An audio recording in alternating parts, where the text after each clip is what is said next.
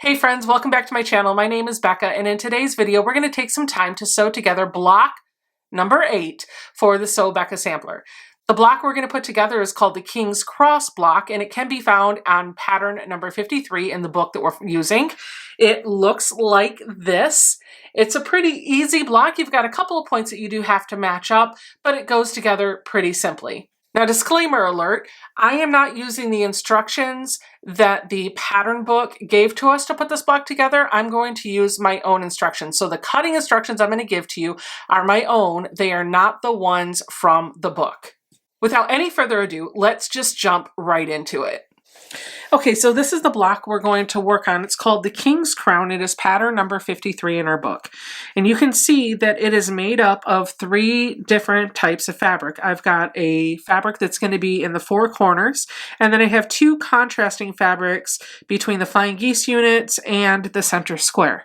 For me, I don't think I'm going to use any background in this. It's all going to be color, so I'm really excited to dive in.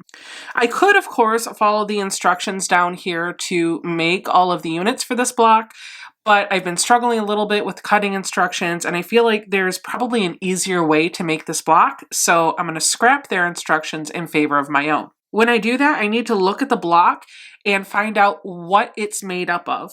And so I've got 3 elements that are really making this block come together. The first one is called A, and it is in the 4 corners of the block. It's just a small square. The next one is a BC combination, which are making 4 Flying Geese units. And then finally we have D, which is a bigger square in the middle. If I'm looking at the color illustration for this block, it looks like the fabric B that they have in the Flying Geese units matches the fabric that they have in D. So that's going to be my intent here as well. I'm going to work with 3 fabrics, and I'm going to use those 3 fabrics to make 3 different elements that we will sew together to make the block. So the next thing you're probably wondering is, what do I need to cut? Well, let's go over that. For fabric number 1, which is going to be the pieces that are in your 4 corners, you're going to cut 4 squares that will measure 3.5 inches. For fabric number 2, it's going to be the fabric that's in the center of your block, as well as the little triangles that are on each of your Flying Geese units. So you're going to cut 2 different measurements. Measurement number 1 is really simple. It's just going to be a 6.5 inch square. That's going to be for the middle. The second measurement are going to be these little triangles that we use in our Flying Geese units. And now when I make Flying Geese units, I actually like to use the method that they call the stitch and flip method. We're going to walk through doing that. To do that, you're going to cut 8 squares that measure at 3.5 inches. And then finally, for your third fabric, which is this pink, it's the point in your Flying Geese unit, you're going to cut 4 rectangles that will measure at 6.5 inches by 3.5 inches. All right, now it's time for me to pick out my fabric and get to cutting. All right, so before I cut my fabric, I need to take a couple of minutes and figure out what pieces I want to be in my block. Okay, these are the fabric combinations that I'm going to work with. I think what I'm going to do is make this unit my pokes of color on the 4 corners, and then these 2 units are going to make up my Flying Geese and my center square. Not sure which order that'll go in, but we'll figure it out. Let's get to cutting. For my squares, I know I need some units that are measuring at 3.5 inches by 3.5 inches. So I'm just going to take this little scrap of that corner fabric that I have left over from a previous square, and I'm going to cut that down to 3.5 inches. It'd help if I held my ruler the right way. It's not quite square, so we're going to square it up. Now turn it around and go. I'm just going to cut this here. And I don't know that I'm going to be able to get 2 out of this one, but we're going to try to get a... Nah, we're definitely not going to be able to get 2 out of this, but I can get 1. It wasn't wide enough. I'm going to put this in my scrap pile because maybe I can use that in blocks 9, 10, 11, or 12. And then we'll clean up the edge here and here. So now we've got 2 cut. And I'm going to cut a 3.5 inch by 7 inch piece off of this because I know I can get two 3.5 inch blocks out of that. Would help if I measured appropriately though. So we're just going to go here and here. So we're going to put that on the 3.5 inch and that down here on the 3.5 inch line. And we will cut right down the middle and clean up the top. And then do this one. 3.5 inches squared, please. Yes. All right, so now I've got my 4 corners. Now I'm going to work on my flying geese unit, and I think I want this to be gold in the center and then the peaks that are coming out of the flying geese unit. So I'm going to need 4 squares of this one at 6.5 inches by 3.5 inches. This is going to be my fabric number 3 that we talked about. I'm just going to cut a 3.5 inch strip this way and then see if I can cut over 6.5 inches.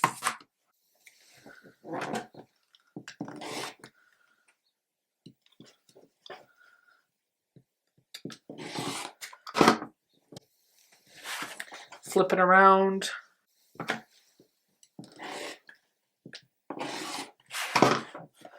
There is one of my rectangles. I feel like I got a bit more waste out of that than I would have liked, so we're going to try a different method this time. I'm going to cut a large 3.5 inch strip right off of the edge of this fabric.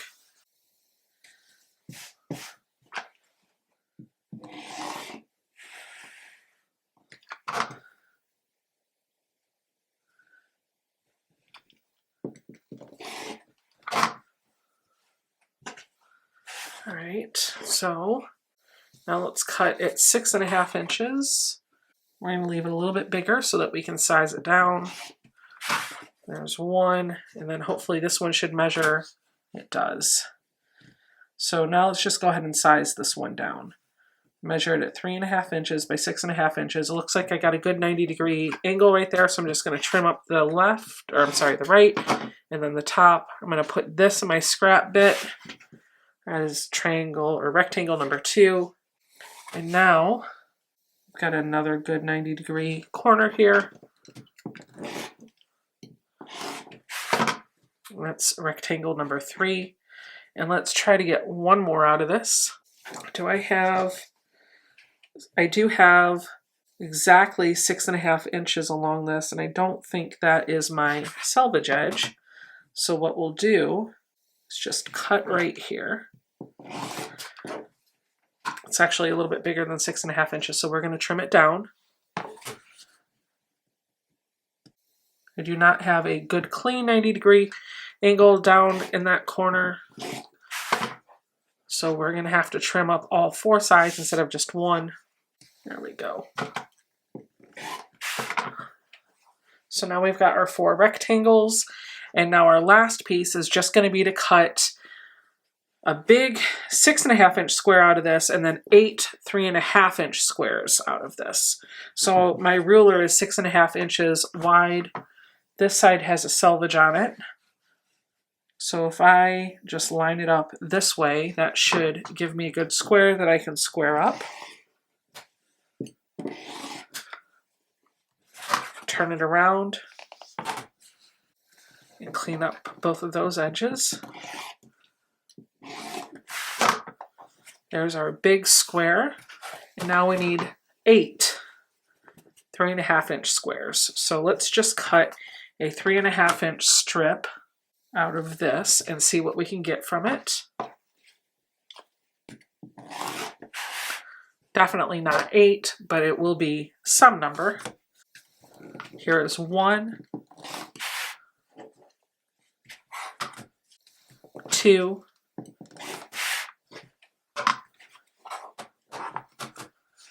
3. Now let's get 5 more. I'm actually going to cut a 3.5 inch strip from this side make it a little bit bigger than 3.5 inches so that I can size them up. All right, this is selvage edge here, so I'm going to measure my 3.5 inch line in a little bit away from that selvage, and then I will just turn this around. Also, this is not measuring at 3.5 inches fully, so I want to clean up that edge. That should be good. 4. I've got 4, so I need to do 4 more. We're going to take this nice straight edge and clean up our 3.5 inch line for the entire strip, so we have perfectly 3.5 inch width. And now I should just be able to subcut that. This is 5. This is 6. All right, I need 2 more, so I know that means I need a 7 inch by 3.5 inch piece of fabric.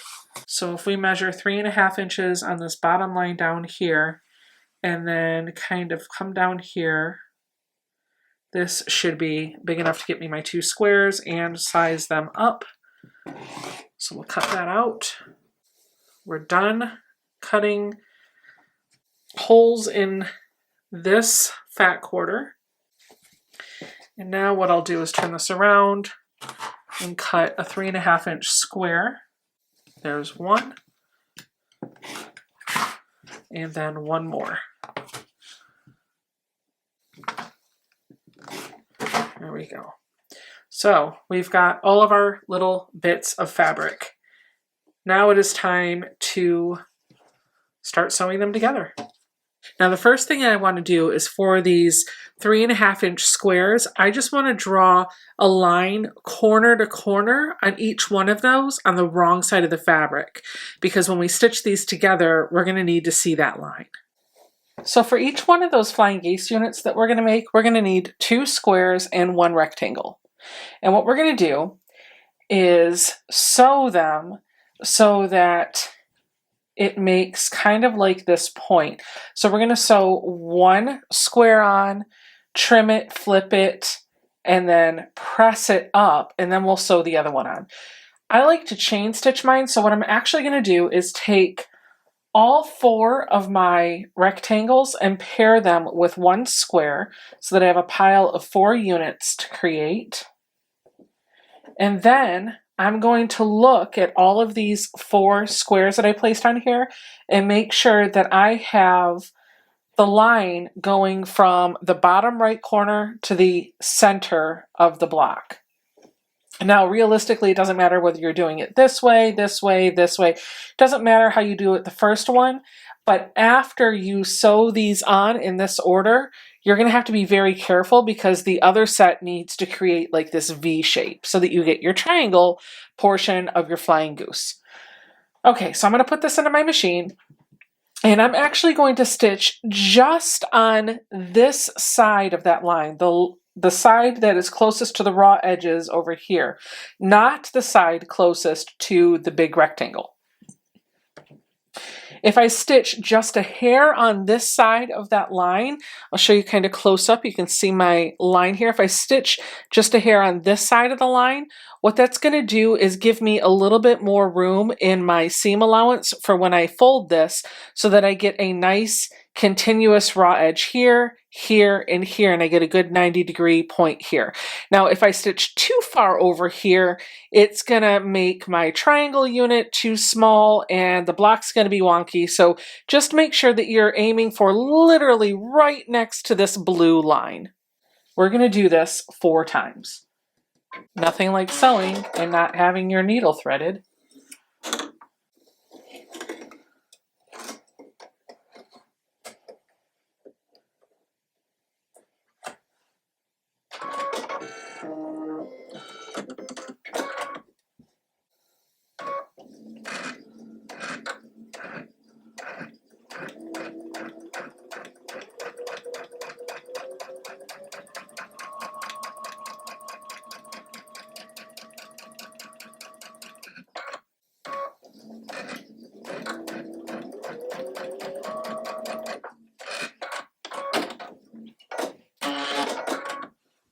So now what you can see is I've got this piece that when I fold it up, it's going to complete my square. It's going to replace the part of fabric over here.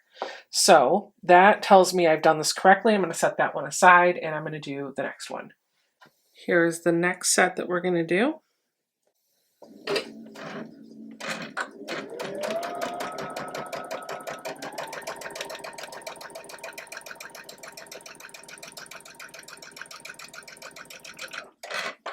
I'm not even going to break my thread. I'm just going to line up the next set, making sure that I'm getting this corner nice and lined up, this corner nice and lined up, and my raw edges here and here are matching.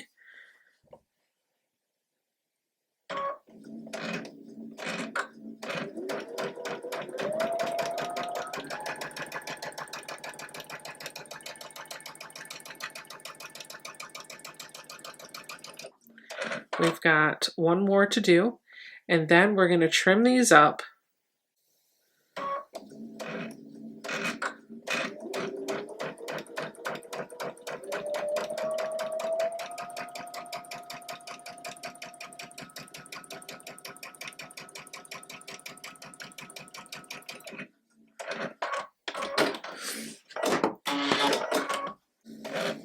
Because I want to minimize the amount of waste that I have from these Flying Geese units, I'm taking a second just to stitch a second line on that 3.5 inch block, about 1/2 inch away from the first line that I stitched.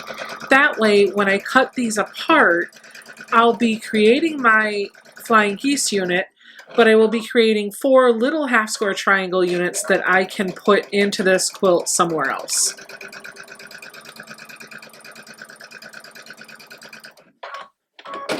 Then I'm just going to take a pair of scissors, or in my case, a seam ripper, and I'm going to cut those threads. And now I've got my pieces ready to cut. So cutting this really isn't that big of a deal. You don't have to use a rotary cutter, and it doesn't have to be an accurate 1/4 inch. So I just use a pair of scissors and trim away that second half square triangle unit that I made. I go right between those 2 lines of stitching that I just made. All right, these half square triangle units can be set aside for use at another time. What we're going to focus on now are these Flying Geese units. So for each one of these 4 that we made, we're going to put our finger in between those 2 layers and just use our fingertips to gently nudge this fabric out to the corner. And so what you'll have is something that looks kind of like this.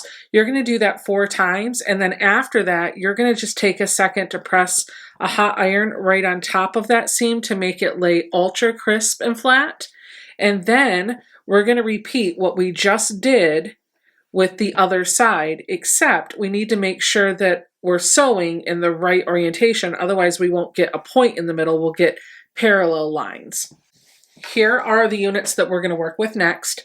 And so now what I'm going to do is take my square and I'm going to lay it on top of my rectangle so that the line is starting in the lower corner and it's coming up to meet this other fabric. When I'm done, what that should do is allow me to fold the fabric back like this and have a triangle of the color here. This is the background color for the Flying Geese, and then these 2 triangles of accent colors off on the side. Remember when you're stitching this to go just a hair on the other side of the line.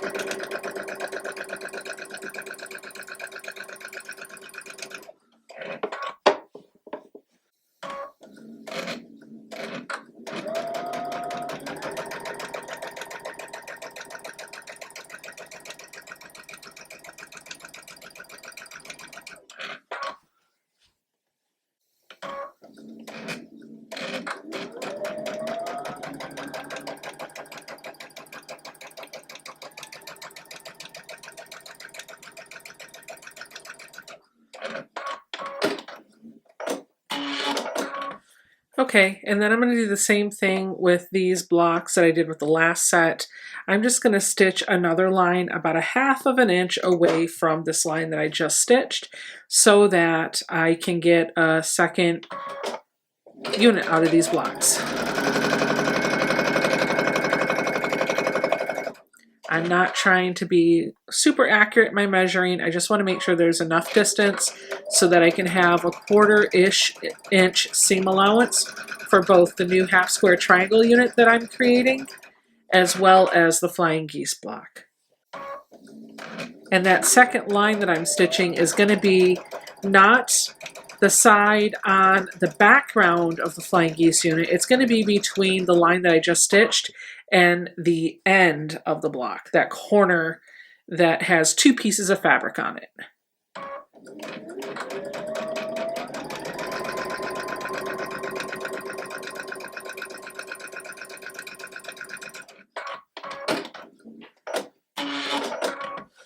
Then I'm just going to take a pair of scissors, or in my case, a seam ripper, and I'm going to cut those apart. Now what I'm going to do is grab my scissors, and just like I did before, I'm going to roughly cut about some amount of a seam allowance. That's going to keep those together. Now we're going to do the same thing that we did before. We're going to put our finger in between these two, and we're going to gently nudge this lighter color up to the corner so that you have a unit that looks like this. After we press it with our finger, then we're going to go set a hot iron on top of this, and these blocks will be finished. They should finish at 3.5 inches by 6.5 inches. So you may even want to take your time just to check the measurement of it and size it down if it's needed. So now we're just going to make 3 rows.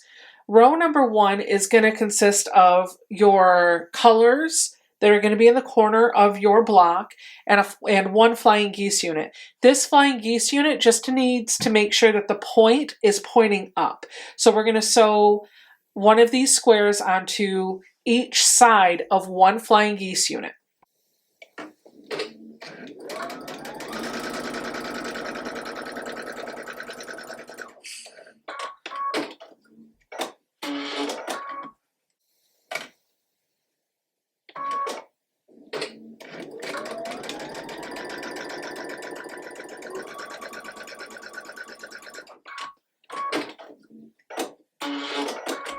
When you have that done, you're going to press the fabric towards those outside squares.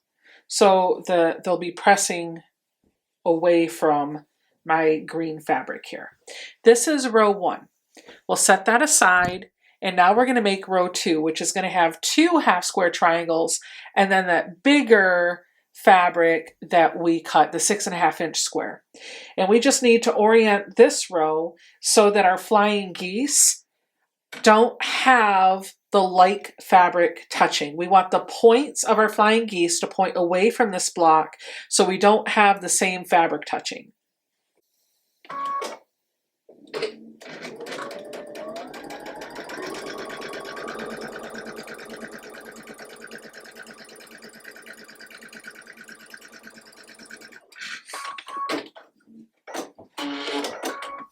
If I'm doing this right when I sew it, the points of my flying geese, when I'm looking at the wrong side, should be coming towards the middle of that square.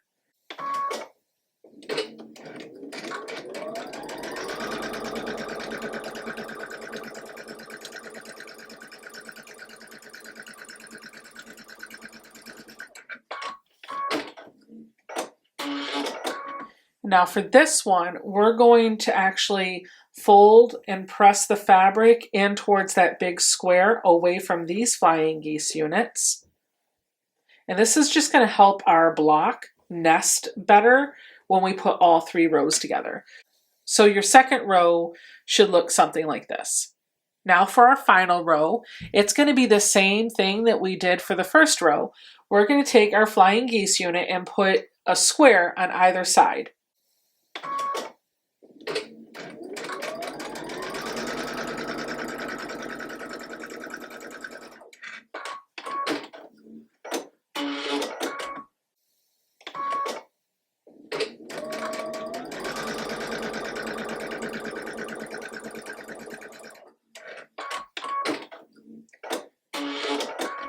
And then again, for this one, we're going to take our fingers and press the seam towards those squares.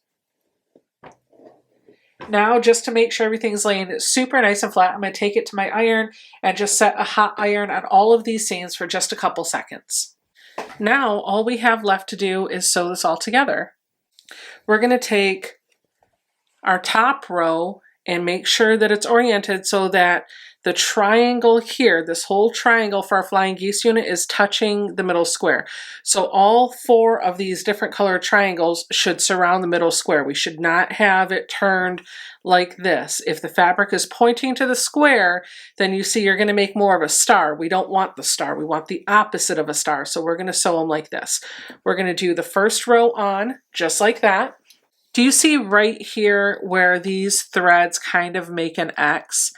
I know that if I'm stitching along this edge of my fabric, when I come to this intersection, if the needle goes right through here, not on this side, not on this side, I'm going to have a perfect point. If it goes on this side of the intersection, it's going to cut off my point. And if it goes on this side of the intersection, I'm going to have what's known as a floating point. It means that the point's there, you can see it, but that point should be kissing something, and instead it's probably just floating in some background or something. So when I'm sewing with this edge up, it's easy enough just to monitor, make sure my seams are nested, I'm good to go. But when I have another point down here, I have a point here and a point here, I really want these 2 points to literally kiss. And the way I'm doing that is by pinning. So I'm going to take a pin, and I'm going to poke it through my fabric so that it takes a little bit of trial and error to get it through, but I really want my pin to come right at the tippy top of that point. And then I'm going to take this other point and I'm going to stab my pin through the tip of that point and not through my finger. You got to be careful with this. And then what I'll end up with is both of my fabrics are now kind of skewered in a tidy little sandwich so that the raw edges are lined up enough so that if I sew this according to the point here, I won't lose either point. So I'm just going to finish pinning that the rest of the way. Now what I'm going to do is take this little bundle to my machine and I'm going to stitch all the way along here, and I should be able to look at this seam intersection as a guidance for whether or not I'm going to lose one or both points.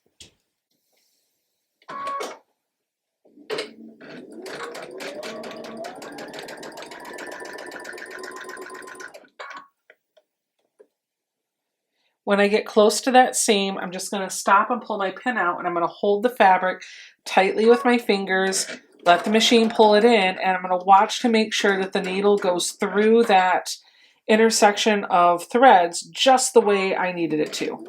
Then I'm going to sew on down to the next one. And when I get to the next intersection or close to it, I'm going to stop and pull my pin out.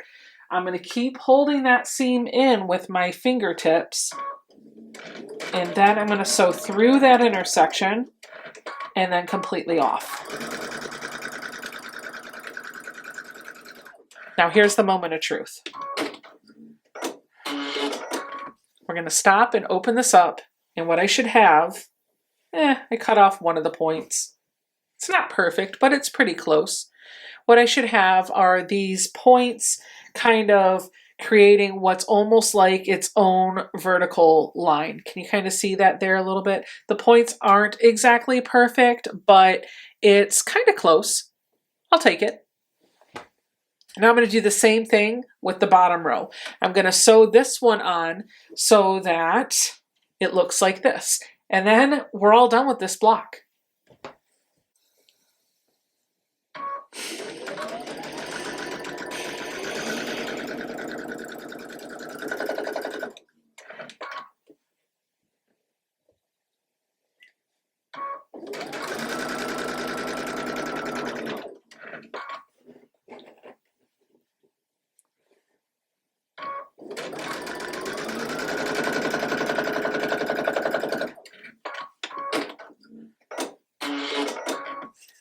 All right, that is our block. My points aren't exactly perfect, but I'm going to take it. All I need now to do is give it a good pressing, and I'm just going to press all of my points away from the center, so both rows are just going to press out. You press them in, press it whichever way the fabric wants to fold on its own, and you're done. This should square up at 12.5 inches. So that's it for this video. This is our finished King's Cross block. It didn't turn out half bad. I will tell you that my block is measuring at 12 3/8 of an inch, so it's a little bit shy, but it's still going to work overall. So if your blocks are not perfectly 12.5 inches, don't worry about it too much. We're still going to be able to sew it together. Worst case scenario, you're just going to have a quilt that's a little bit smaller than everybody else's. That's it for this video. Thanks for sewing along with me. If you're not already subscribed to the channel, hit that subscribe button down below. Give me a thumbs up and leave me a comment, and I will see you guys all in the next video.